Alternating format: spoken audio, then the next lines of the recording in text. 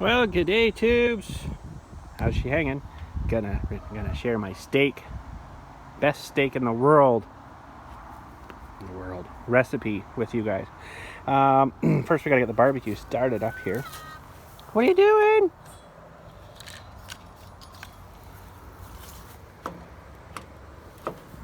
Let me just put this down here for a moment. Oh, we're cooking rocks today, apparently. Yummy. Fired her up. Okay, so you gotta let that warm up a lot. She really needs a scraping, and I do have a scraper guy, except it's one of these crappy metal ones, and they've been having problems with the metal bristles coming out of these things. You really gotta look. I can see one actually that's fallen through right there. This barbecue is just about toast too, but you know, it still works. But these things here, the little diffuser guys, rotted off in like no time.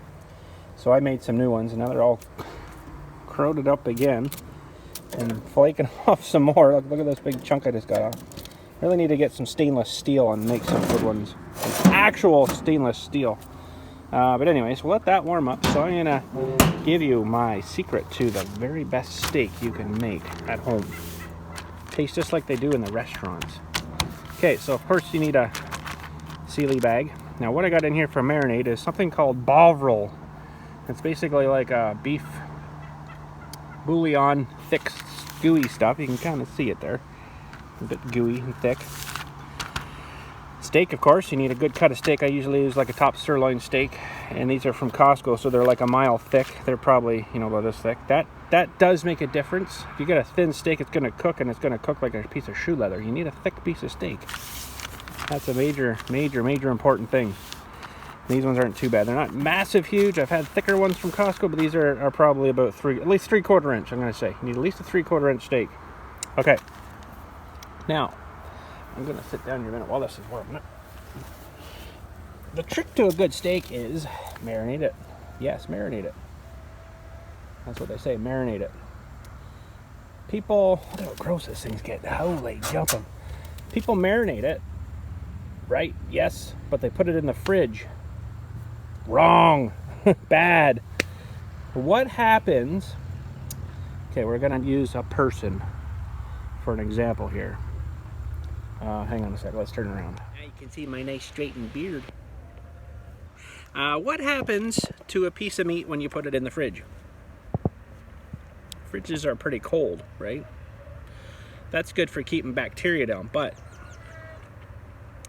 what happens to say a person if you put them out in a 1 degree, maybe 2 degrees Celsius day? They go like this and they're like, ooh, we're freezing cold. That's what your steak does when you put it in the fridge. Marinating and putting a steak in the fridge is absolutely wrong. I'm going to tell you that right now. What that does is it makes the meat all shrink up, all really tight, and it won't let any of the marinade in. So basically you've marinated the outside of it, and that's it. What I do is I buy my steak. It's chilled from the steak store, whatever you want to call it. My goodness, we went away for vacation. We're home now. Look at the weeds. We got some weed whacking to do. My goodness, what a freaking mess. 1 week. It's just, blah. See what 1 week of non-maintenance does, eh? Holy cow. Anyways, so the mistake is people marinate their steaks, put it in the fridge. Wrong. What you got to do is get it home. Get a bag like I got.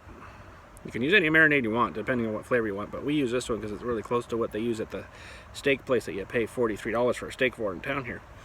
I've discovered it. Anyways, it's called bovril, B-O-V-R-I-L, and it's just like a beef bouillon, thicky liquid stuff. So that and a bit of Worcestershire sauce if you like a bit of flame to it. It just helps kind of mush it around a bit. Okay, so what you do, put it in the bag, put your marinade in, put it on the counter, and leave it. Room temperature. Don't put it in the fridge. I started this at about 2 o'clock. It's now almost 5. It's not as long as I like to marinate it. I'd start it maybe at 11 and let it sit until you're ready to cook it at night. Don't put it in the fridge. think about this. Beef hangs for what, 23 to 28 days on a hook. It's already rotten. Sorry to tell you that, but it's rotten. If you leave it out for another couple hours, it's not gonna hurt nothing. You're not gonna hurt a thing. So don't be on to me about, oh, you're gonna get it full of bacteria. Yeah, if you leave it out for maybe 3 or 4 days on the counter, okay, I could understand that. You're leaving it out for about 4 or 5 hours on the counter. Let it get warm.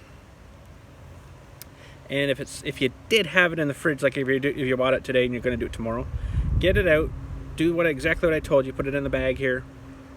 Put it in some warm water for about 5-10 minutes just to warm it up to like a room temperature, and then leave it on your counter. It'll just speed it up a little bit. So that's another trick. Now the other trick too is you want to cook it and you don't want to kill it. You know what I mean? You want to cook it really hot, really fast. And as hot as your barbecue can go, and this one's not, just had an apple, so I got skin coming out of my face. This one's not a really hot barbecue, so I got it kind of timed down for about 5 minutes roughly a side. Get one side going, sear it, flip it over, cook the rest of it, and take it off. Don't leave it on. Unfortunately, my recipe here calls for not a super well done steak. If you super well done it, you're going to destroy it. So you got to kind of cook it as in somewhat still kind of mushy in the middle, but a little red, but maybe pinkish in the middle. If you go much more than that, where it's all no pink at all, it's not going to be good. It's going to be hard as leather. There's a cool thing I learned from a TV show as a barbecue guy. You take your fingers and go like this, okay? You go W-E-L-L. So you push on this part of your thumb. So right now that's like equivalent to like soft. So you go W for like rare, E gets a little harder right there on this chunk of skin. You go, if you go to this one, I can't push on the on that part of my hand there, but it's like really hard because the way it pulls together. So W-E-L-L. That's like really well done. Actually, it's pretty cool, so it works pretty good. That gives you a little bit of you push your steak. Yeah, it feels like about a medium rare. Once you get I've got kind of used to it, I just kind of look at it, and it's like, oh yeah, that's pretty much done. So anyways, we're going to flip the camera here again. And we're just going to check our grill, make sure we've got no more metal things there. I know they have these new brushes, and I got one for my other barbecue made of like horse hair or something weird. It's horse. I think it's actually coconut shell or something like that. It's really thick, but it works good. But I haven't got one for this barbecue yet. But anyways, let's check our grill. This poor old barbecue just doesn't get the temperature up anymore. I might just light this other one. And it's been having trouble lighting too. Is it going? It's hard to tell.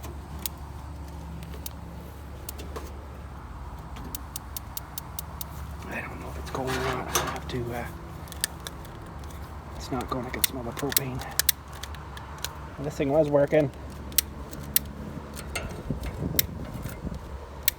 Oh, you stupid thing. Oh. So let's check the grill a little closer. Didn't really brush a whole lot. That's why I don't really brush this one either. See, look right there, there's one. Right there. See, that would get in your face, and we'd be really bad for you. I'm just examining the whole grill really good, because they do kind of disappear. And there's one back there. See? I don't know if you can see that guy, but okay. So this didn't light. It might not light. I'll just turn it off again. So we'll have to just rely, hopefully, on that alone. So normally I'm not barbecuing in the sun. It's still coolish. I'll just maybe put it over here for now. And that just help marinate it better, right? But don't put it in the fridge with the marinade. That'll wreck it. You won't get it. Done. So you know when it's a hot day and you sit in a chair. Oh, it's so hot out here. That's what you want your steak to do. You want it to relax real good and suck in all that goodness. Put it in the fridge, it's going to tighten up and be like, oh my gosh, it's freaking freezing in here. So you want to make sure you do it that way, and then it'll just soak that marinade in. Oh, awesome. Another thing you can do is feed the cow some Bovril when it's young. No, I'm just kidding. Probably shouldn't do that. So let that heat up a few more minutes, and what? Crazy chickens. We'll let it heat up a few more minutes and throw it on. Don't exactly know how I'm going to do that with one hand, but we'll figure something out. There's my new brush. I think it's made of coconut stuff or something. Coconuts, whatever, I don't know. It's been used once on our little new barbecue. It was pretty grimy. I'm just going to give it a scrubbing with this, maybe. Ooh, that's definitely good and hot. I'm going to switch hands. Holy cow.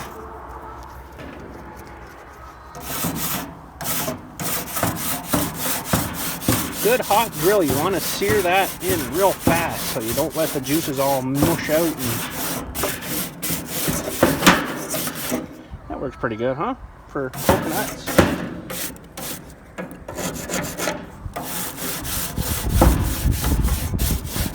All the service I'm going to do. They don't usually get over this far. We got this huge ass barbecue like a couple, 5 or 6 years ago. I never used hardly this side at all. Never needed that much. So I think next time whenever we buy another cube, I'll probably just get a smaller guy. I should show you that one we bought in the trailer here for the trailer. That's the one we got for the trailer. Just a little wee guy. How grimy it is already. Gotta get it out and clean it up again. Holy man. Well, my wife likes to do pork chops and just slather the gooey sauce onto it, right? Which is alright, it tastes good, but it's a heck of a mess in the grill there. Like, look at that mess on those plates. Anyways, it's a good little grill. Home Depot special. About 130 bucks, I think it was. Okay, that's been on about a minute and a half. I'll look at her. Looks like it's not doing too bad. I don't. What? Holy! Smells good, I know. I don't like this old barbecue. I don't know. She's getting beat. Getting all rusty. You know, it's supposed to be all nice powder coated. I must say though, this is definitely a stainless steel top. The stainless steel, and it's really not, right? They put a nice top, although there's a bit of rust on it, isn't there? Stainless steel probably coated it. A real piece of stainless steel like that would probably be about 400 bucks, you know. So now what you want to do, if you want to move it, you can move it. Don't flip it quite yet. You want those cool grill marks on it. Get it like a half flip. Let her sit. Yummy. Okay, let's have another look here. There's not a whole pile of temperature on this poor barbecue. Alright, so it's just not quite hot enough. Get it a bit thicker, so I'm going to leave them another minute or so on this side. This barbecue, it had a little timer on it. Still working? Holy cow, I think it might be. Yep.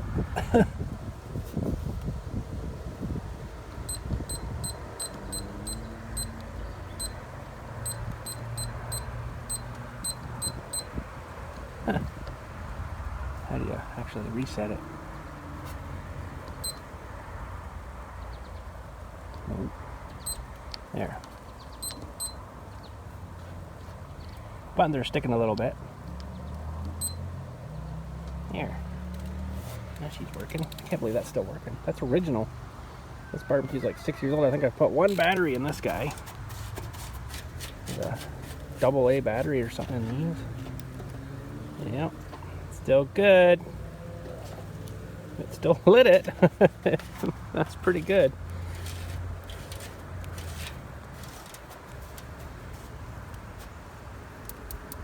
Still sparking. Sweet. Well, we're gonna flip here in a moment for the other side. Okay, let's have a look here. These are pretty thick cuts of meat. Grill marks. That's about where you want it. You don't want to almost do this one a little bit too much, maybe. But we'll let that sit and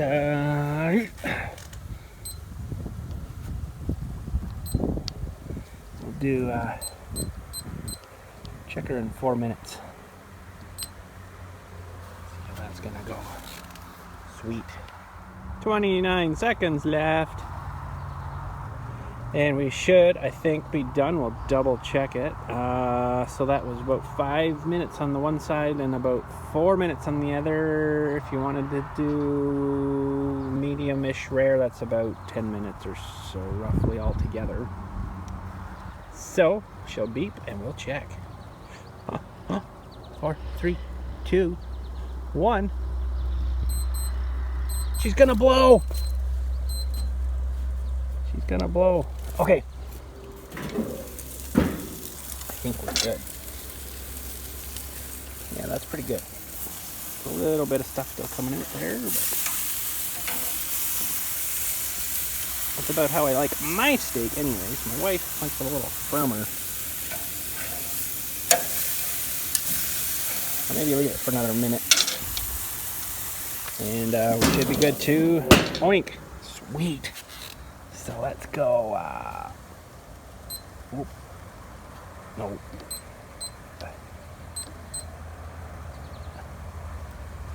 Geez, I'll have 20 seconds on here by the time I get to the...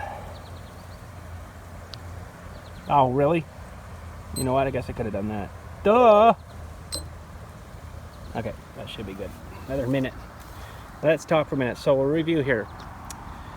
Keep your steak warm. Don't put it in the fridge with the marinade. Put a good marinade in it that, you know, something that you like the flavor of. You can put anything in it. I mean, I'm not saying you have to use what I use, but I like I said, I used what the guys in town at the steakhouse use that we found that was fairly close to what theirs is, because theirs is like, you eat the fat and everything. It's so good. It's tremendously. I don't know how they do it, but it's awesome. So, good marinade. Put it in the bag. Get it out of the fridge if it's cold. Put it in the bag in your marinade in a little bit of warm, not hot water, warm water for about 10 minutes. Leave it on the counter for about 4 hours in room temperature. You can mush it around a few times, flip it over and stuff. It doesn't really matter. And then basically get your barbecue wicked good and hot. Put it on 4 or 5 minutes each side and get her off. We're going to be done in 5, 4, 3, 2, 1. Perfectioned. All right, and I'm not going to let you how this is going to taste. I'm not going to let you know because that part is up to you guys. I just showed you the tricks how to do it, and looks pretty good to me. I'll just warm that side up a little bit, and I could, I guess, cut into it, but it's maybe a little bleedy yet. It's good for me. I don't mind. My wife, though, she might want it a little bit longer, but I'm getting her trained. She's liking it. But anyways, that's it for today. That's your secret. Thanks again for watching. Catch you all later, and yummy, yummy. You guys have a good day.